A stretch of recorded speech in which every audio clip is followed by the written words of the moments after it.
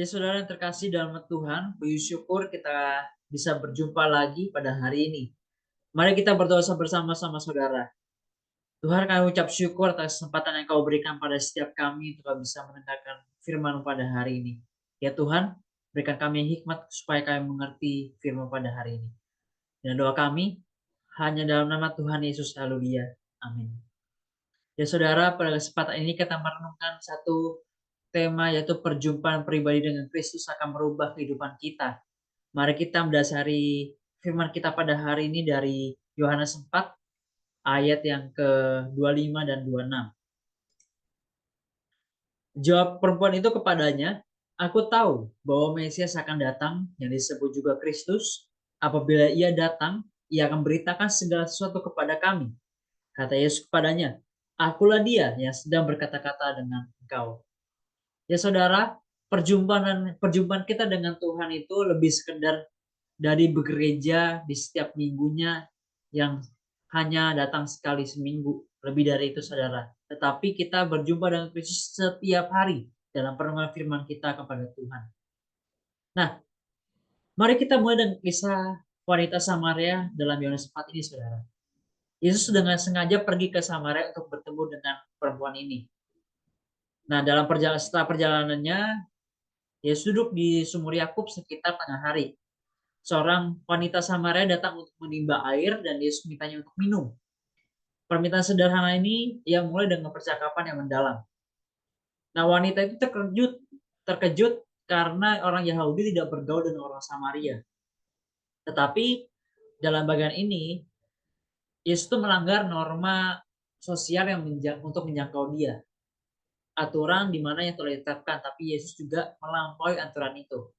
Nah, Yesus menawarkan air hidup yang membingungkan wanita itu.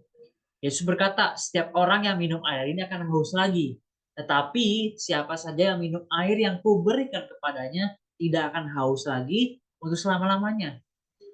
Yesus berkata, air yang kuberikan kepadanya adalah akan menjadi mata air dalam dirinya. Nah, Yesus kemudian mengungkapkan masa lalu si perempuan Samaria ini, dengan menyebutkan 5 suaminya dan hubungan yang sedang berlangsung. Ia menunjukkan pengetahuan yang mendalam tentang hidup dan pergumulannya.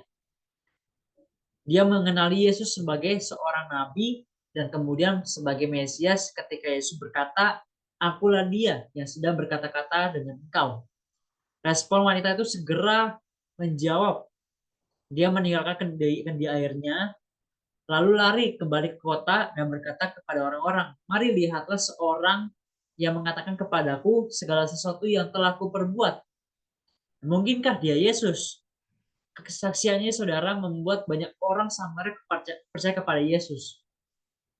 Lalu satu perjumpaan ini mengubah kehidupannya dan membawa banyak orang di komunitasnya untuk percaya kepada Yesus.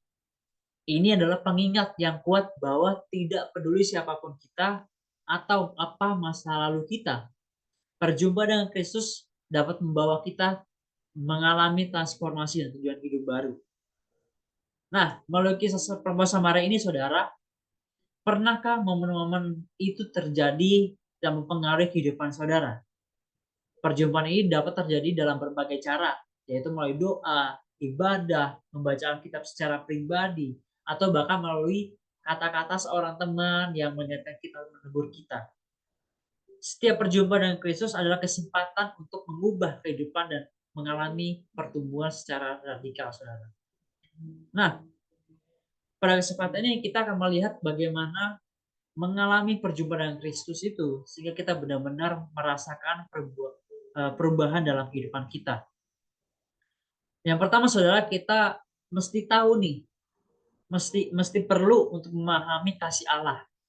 Dalam Roma 5 ayat 8 dikatakan di sana, akan tetapi Allah menunjukkan kasih setianya kepada kita oleh karena Kristus telah mati untuk kita ketika kita masih berdosa. Nah, dalam bagian ini saudara, ayat ini menyoroti sifat kasih Allah yang tanpa syarat dan berkorban kepada kita. Meskipun kita penuh dengan dosa, dengan kekurangan, tetapi kasih Allah tetap setia kepada kita. Dia mengasihi kita begitu besar sehingga dia mengutus anaknya yang tunggal untuk mati bagi kita. Kasih Allah tidak bergantung kepada situasi atau tindakan kita. Inilah kasih yang diberikan secara cuma-cuma dengan melimpah, saudara. Dalam Yohanes 3 ayat 16 dikatakan kepada kita, karena begitu besar kasih Allah akan dunia ini, sehingga ia rela telah mengaruniakan anaknya yang tunggal, supaya setiap orang yang percaya kepadanya tidak binasa, melainkan beroleh hidup yang kekal. Kehidupan, kematian, dan kebangkitan Yesus adalah ungkapan tertinggi dari kasih Allah kepada kita. Melalui Yesus, saudara, kita dapat melihat dan mengalami betapa besar kasih Allah kepada kita. Yesus datang untuk mencari dan menyelamatkan yang hilang, yaitu termasuk kita yang untuk menjangkau kehidupan kita yang manusia berdosa, tetapi kita diselamatkan oleh karena anugerahnya. Dengan percaya kepada Yesus, saudara, kita masuk dalam hubungan dengan Allah yang ditandai oleh kasih yang mendalam ini.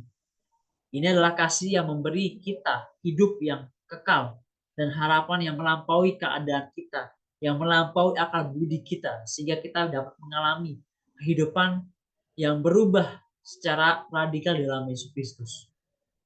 Nah, perjumpaan dengan Kristus akan membawa dampak kepada kehidupan kita, ya saudara. Yang pertama, tentu kita akan menjadi saksi Kristus.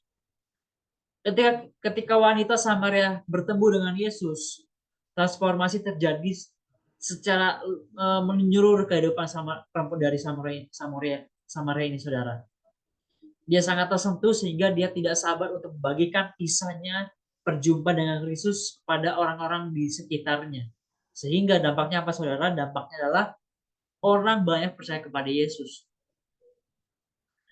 Sama seperti wanita Samaria ini, saudara, kita perlu membagikan pengalaman saudara dan kasih Kristus dengan teman-teman, keluarga, sahabat, dan teman kerja saudara.